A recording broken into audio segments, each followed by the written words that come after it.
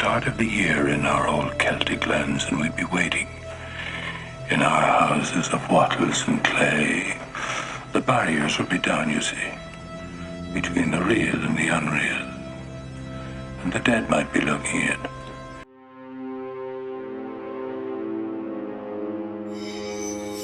Hello and welcome back to this Horror Spotlight special, where we take a look at this year's festival of Halloween. Hit that like button, subscribe, and don't forget to drop me a comment below after you've watched the video. So let's begin. So as you should know, October the 31st is in fact Halloween, the night where kids get to dress up and go out trick-or-treating. Kids get to dress up in various costumes like superheroes who are pretty much the icons of today. I mean, they've never been more popular, right? Although I think Stephen King's titular clown from It is making a massive comeback this year. Hello.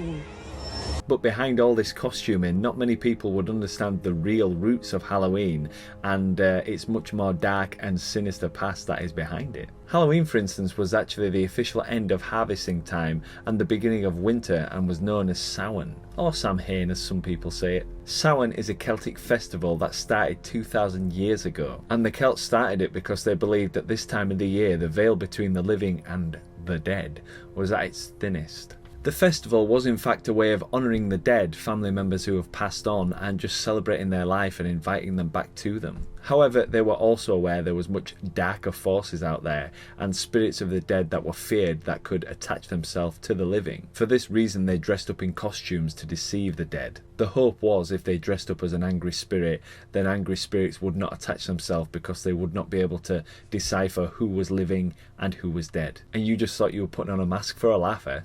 Do you know why people got dressed up for Halloween? 'Cause it was fun. No, for protection. They thought if they dressed up to look like an evil spirit, the other spirits wouldn't bother them. That's how the custom started. They would also light large bonfires and cast slaughtered animal bones into the fire itself. Household fires would be extinguished and relit from the bonfire in a symbolic act of fighting back against the growing darkness. This is much to do with man's fear of the dark, as the sun was waning at this time of year, and it was their symbolic act of creating fire to battle against the dark. Back in those days, people used to light bonfires to scare away the evil spirits. Nowadays, jack-o'-lanterns are supposed to do the same thing. Sometime later on, and with the rise of Christianity, who saw Samhain as a pagan festival and were quick to incorporate it and create All Hallows Eve and All Saints Day for November the 1st. This was a very deliberate act for the Christian faith, and it brought people over by incorporating their beliefs into a day where they could honour the dead and celebrate their lives. The wearing of costumes also followed with it, and the tradition was actually brought to America by Irish immigrants after the Great Potato Famine of the 1840s. Today it is a major holiday celebrated in America and all throughout the world, incorporating different traditions along the way and becoming the sort of disjointed holiday that it is today. All Hallows Eve became Halloween.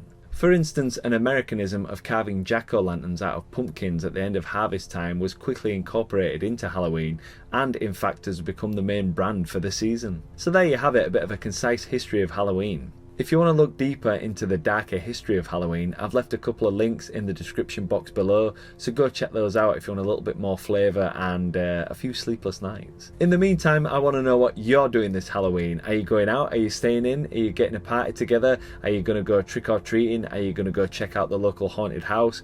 Let me know in the comments below. I just really want to know what you're up to. As for myself, I've got a few different ideas, but I'm probably just going to end up sitting inside with a bowl of candy and watching a couple of horror movies. There's nothing wrong with that, and Halloween free comes to mind straight away. So as explained, there's nothing to be afraid of at this time of the year. Go answer those trick-or-treaters before they egg your house. I'm your host, Mattloftus, and I hope to see you next time. Happy Halloween.